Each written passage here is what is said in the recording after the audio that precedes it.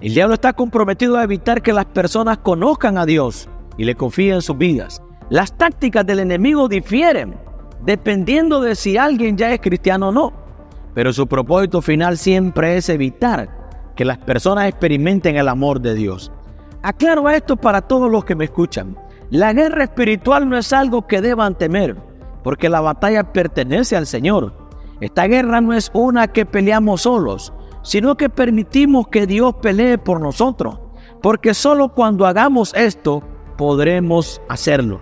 Podremos ser capaces de librar una guerra espiritual victoriosa.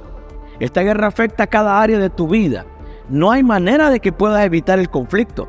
Muchos cristianos ni siquiera saben que están en guerra, pero otros pueden ver los resultados de la batalla en su vida, porque se han convertido en víctimas de la guerra espiritual. Están desanimados, deprimidos, oprimidos y derrotados. Otros son víctimas conyugales y familiares. Divorcios, conflictos y abusos son algunas de las cicatrices de batalla que estos creyentes llevan. Pero ¿cómo obtiene la victoria? Dice la Biblia que Jesús a menudo se retiraba a lugares solitarios y oraba. Es importante tomar tiempo a solas con Dios, preferiblemente lo más libre posible de distracciones.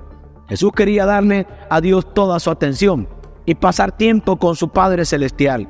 Si incluso Jesús necesitaba alejarse de las multitudes y sus amigos, estén a solas con Dios. Y Jesús es Dios. ¿Cuánto más necesitan sus seguidores hacer la misma oración? Es un arma poderosa para la guerra espiritual. La oración. ¿Estás entregando tus batallas a Dios? ¿Lo estás llamando a participar en la batalla? En primer lugar, como cristianos, para poder discernir si somos más impulsados por la carne, debemos estar dispuestos a responder honestamente algunas preguntas básicas sobre nosotros mismos. ¿Pasamos más tiempo pensando en lo que queremos o cómo queremos que sean las cosas, más del que pasamos pensando en lo que Dios desea, basado en lo que ha dicho en su palabra? Jesús dijo: pero busquemos primero el reino de Dios y su justicia, y todas estas cosas te serán añadidas. Es decir, busca al Señor primero, pon a Dios en primer lugar, colócalo por encima de todo lo demás en tu vida, y colócalo antes que cualquier otra cosa en tu vida. Las personas de mentalidad carnal tienden a invocar a Dios solo cuando tienen necesidad. Los de mentalidad espiritual, estas personas mantienen a Dios en primer lugar en todo lo que hacen y no hacen nada sin Él.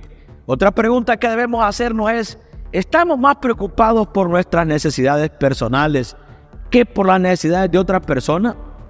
En su carta a los Filipenses, el apóstol Pablo escribió en Filipenses capítulo 2, versículo 3 al 4: no hagáis nada por ambición egoísta o por vanidad, sino con humildad, considerando a los demás más importantes que a nosotros mismos. Que cada uno de vosotros mire no solo por sus propios intereses, sino también por los intereses de los demás. Siempre estarán más preocupados por los problemas que tienen que por los problemas o circunstancias de otras personas. Las personas con mentalidad espiritual entienden que cuando ayudan a las personas que los rodean a superar sus dificultades, Dios siempre encontrará una manera de superar las complicaciones que surgen en sus propias dificultades. En nuestra vida personal hay muchas dificultades. Otras preguntas que pueden abordarse para ayudarnos a comprender si vivimos en un estado carnal o espiritual es: ¿amamos a Dios y a las personas más de lo que nos amamos a nosotros mismos?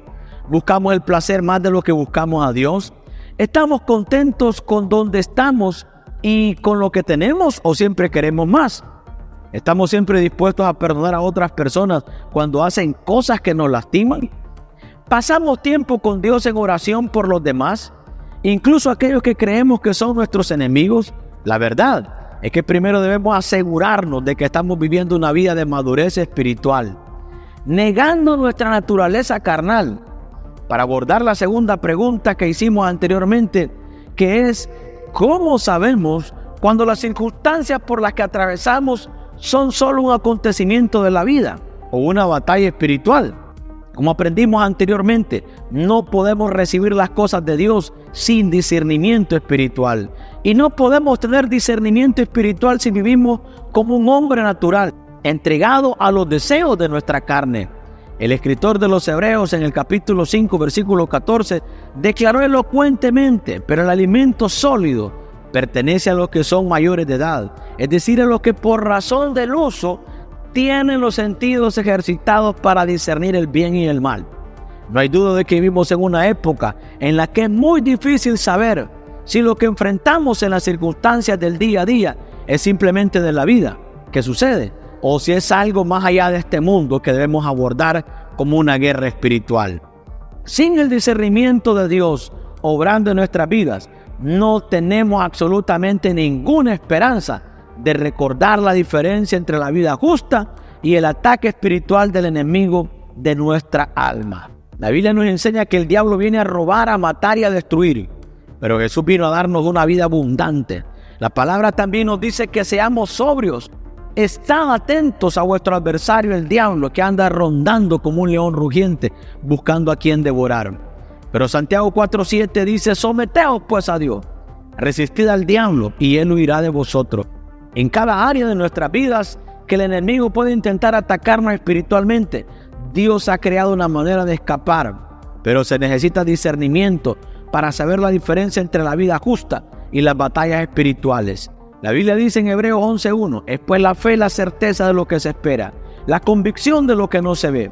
La fe es necesaria para todo creyente, porque solo cuando tienes fe puedes agradar a Dios. Ahora déjame preguntarte, ¿realmente tienes fe? ¿O confías en tu propio juicio, tu razonamiento o lo que ven tus ojos? Puedes ver. ¿Estás viviendo en la fe? ¿Estás caminando por fe? Cuando piensas en algunos de los héroes de la fe en la Biblia y en todas las pruebas que atravesaron, verás que tenían una cosa en común: seguían creyendo en Dios.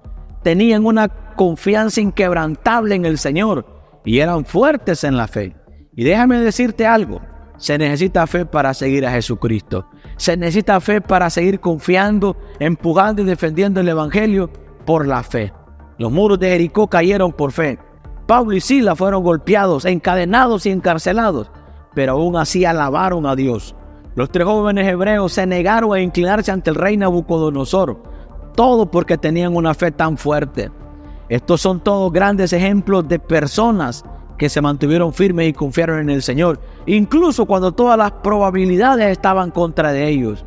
Su fe no fue sacudida, su fe no fue quebrantada, porque sabían que el Dios a quien servían es más grande y más poderoso que cualquier cosa o cualquier otra persona con la que pudieran enfrentarse. En el libro de Mateo, Jesús dice que el cielo y la tierra pasarán, pero mis palabras no pasarán. Por eso debemos permanecer confiados en Él. Por eso podemos aferrarnos a Él.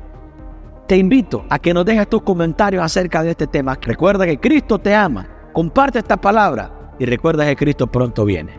Bendiciones.